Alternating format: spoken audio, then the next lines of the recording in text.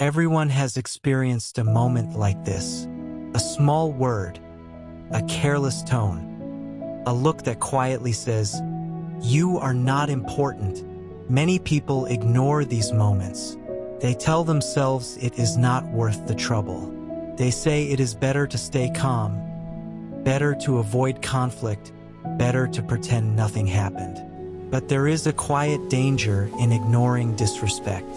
Because when someone learns that they can treat you without respect, they rarely stop. Instead, they learn something else. They learn that nothing will happen if they continue. This is an old story from a farm where animals believed one gentle creature would tolerate anything, until one day, someone showed him something he had never understood before. On a wide farm surrounded by fields lived a tall draft horse named Calder.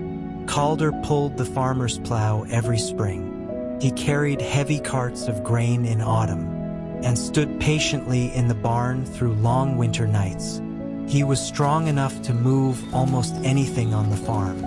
But Calder was known for something else. He was quiet. When the goats pushed past him in the barn doorway, he stepped aside. When the pigs stole hay from his feeding pile, he simply moved to another corner. When the younger horses nudged him away from the water trough, he waited until they finished. Most animals believed this meant Calder was kind. And he was, but kindness without boundaries can become something else. It can become permission. Near the barn lived a loud rooster named Flint. Flint believed the farm belonged to him. Every morning he shouted from the fence posts.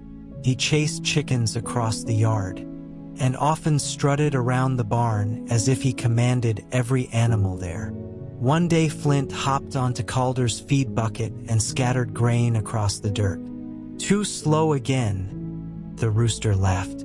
Calder lowered his head and quietly ate what remained. Flint watched carefully. He was waiting to see if anything would stop him. Nothing happened. The next day Flint returned.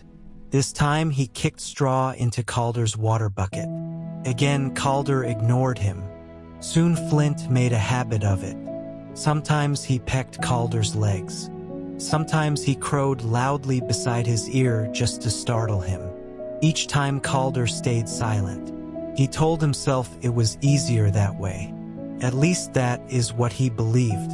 But the farm was watching. And animals learn quickly, especially when the lesson repeats itself every day. The pigs began pushing into his stall. The goats climbed onto the hay he gathered. Even a young donkey once shoved him aside at the trough. Calder ignored it all. And slowly the farm learned something. They learned the biggest animal there would never resist. The largest animal in the barn would never respond. One afternoon, a new horse arrived at the farm. She was older, with dark fur and steady eyes. The farmer called her Myra. Myra had worked on many farms before. She noticed things quickly. On her first evening in the barn, she watched Flint hop onto Calder's feeding pile again. The rooster kicked grain into the straw and laughed. Calder quietly began gathering what he could. Myra observed the scene without speaking. The next morning, the same thing happened. Flint strutted into Calder's stall and scattered the feed again. This time Myra stepped forward. "Why do you allow that?" she asked. Calder looked up. "It does not matter," he said calmly. "It is only grain." Myra shook her head. "It is not the grain." Calder frowned slightly. "What do you mean?" Before answering, Myra walked to the center of the barn where the animals gathered around the feeding bins. She picked up a heavy wooden bucket with her teeth and dropped it loudly in front of the rooster. The noise startled Flint, who flapped backward in surprise. "Move it," Myra said. The rooster blinked. "What? The bucket?" she repeated. Flint pecked at it. It did not move. He pushed harder. Still nothing. Finally, he stepped back, annoyed. "I cannot move it," he snapped. Myra nodded. Of course not. Then she turned and nudged the bucket lightly with her shoulder. It rolled across the barn floor. The animals watched. Something simple had just become clear to them. Myra looked back at Flint. You did not kick this bucket, she said calmly, because you knew it would not move. The barn fell quiet. Even the pigs and goats stopped moving for a moment. Then she turned toward Calder. And that is why he kicks your grain. The meaning settled slowly across the animals. Calder stood still. Flint shifted uncomfortably. Myra continued. Disrespect grows where nothing pushes back. Her voice was calm. But the moment something stops moving, everything changes.